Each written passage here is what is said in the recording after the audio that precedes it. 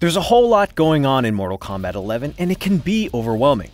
But we're here to steer you in the right direction and offer some quick tips to help you become a savage fighter. Here are 12 things you should consider to hit the ground running. Do the tutorials and character lessons. NetherRealm Studios has gone the extra mile by making sure fighting game beginners and veterans alike can efficiently learn the ins and outs of MK11. Thanks to a robust tutorial, not only will you learn about the different strategies for certain situations of a match, but it'll also walk you through the more complex fighting game mechanics like the frame data of movesets, zoning, escaping pressure, and a whole lot more. Study move list data. Beyond the tutorial itself, each character's inputs for special moves and combos are available in the move list with all the frame data and damage numbers included. This helps pull the curtain on information traditionally dug up by more seasoned players, like startup speed, recovery time, and frame disadvantages when blocked. All that information is readily available in menus for every single character's moves. Don't waste your Fatal Blow. MK11 has a new comeback mechanic called the Fatal Blow. When you're down 30% health or less, you're granted the opportunity to perform a fatal blow by pressing both triggers simultaneously. Character animations will vary, but if you can land it, the fight will transition to a quick cinematic-style combo that deals significant damage. You're only allowed to land one per match, so use it wisely, and don't waste it on the first round if you don't think you can realistically make a comeback. Fatal blows can also be blocked, so consider using it in a combo for a guaranteed hit. Make use of the offensive and defensive meters. Most fighting games have you building up a meter in order to unleash special attacks, but MK11 does things a bit differently by giving you two separate meters for offense and defense. You start each fight with them full and they automatically replenish at a fixed rate. Amplifying certain attacks expends the offensive meter, which results in extra damage, additional hits, or the opportunity to extend combos. Performing breakaways for defense will let you escape juggles and get back up faster with a window of invulnerability. Put together some combo strings. To maximize your damage output, you'll want to learn how to create combo strings.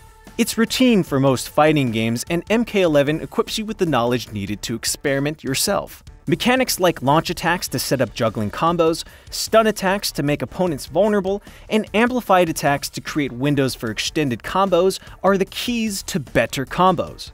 As detailed as the tutorial is, it won't spell out combo strings for you, but it does give you the tools necessary for executing advanced combos. Customize character variations to your liking. MK11 features more customization options than previous games.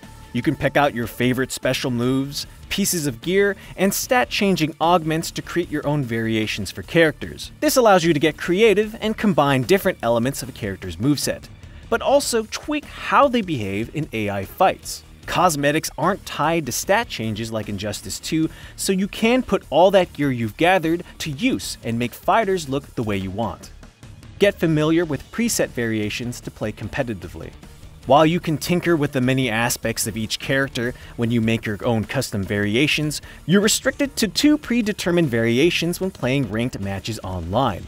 Be sure to use these presets and study what they're capable of to stay on top in MK11's competitive matches. The different currencies and how they work. Coins are awarded for pretty much doing anything in the game. You use coins to open most chests in the crypt, which can grant you cosmetic gear, new animations and moves, flair for your combat card, among other things. Soul fragments are another type of currency acquired by winning matches. You can begin spending these once you obtain Airmax Amulet in the crypt, which is used to open green chests or repair the bridge on the island. Hearts are another currency earned by performing fatalities and brutalities in matches. These will let you open another type of special chest in the crypt. Towers of Time challenges and crypt chests also reward you with these currencies to help accelerate the process. Time crystals are a form of premium currency that can either be purchased or earned in specific challenges. These allow you to straight up buy things in the premium shop like character skins and new intro or taunt animations. As it stands, the price of items in the store makes it fairly difficult to buy things by solely grinding for time crystals. Use our crypt guide. The crypt has changed quite a bit this time around. It's now a sort of third-person adventure mode where you explore Shang Tsung's island, solve puzzles, and spend in-game currency to open chests that unlock extra content. Longtime fans will also come across plenty of references and Easter eggs while exploring, like Goro's dining room and Motaro's horn. Grind at the Towers of Time. At the end of the day, the Towers of Time is the most efficient place to grind for currency and obtain gear. Towers consist of a series of fights with specific, sometimes wacky conditions and modifiers you won't see anywhere else in the game. For example, you might have to win 2 rounds in a match while your opponent only needs to win 1, or missiles will randomly shoot at you throughout the match and deal unblockable damage. Modifiers widely vary, some of which might be frustrating to deal with. This is also where you use consumables, which are a variety of stat boosts or attacks you can summon to give you an edge, or even the playing field in the more challenging towers. If you find the Towers of Time to be more on the frustrating side, then we suggest sending in an AI ally to do the fighting for you. Daily challenges are another way to get currency. When you pull up your combat card in the main menu, you can see a set of daily challenges on the left. So far, these have been fairly simple tasks like winning a certain number of matches with a specific character regardless of difficulty and opponent type. Completing these challenges rewards you with in-game currency, like a decent chunk of coins. Story mode is great and gets you a good amount of coins. Do it.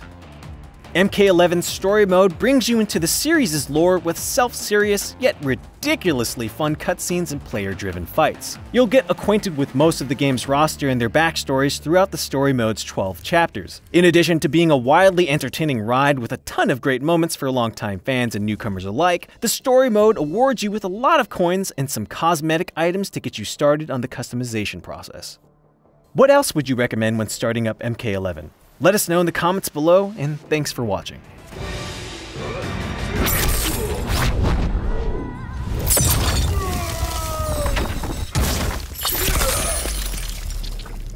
Fatality. Scorpion wins.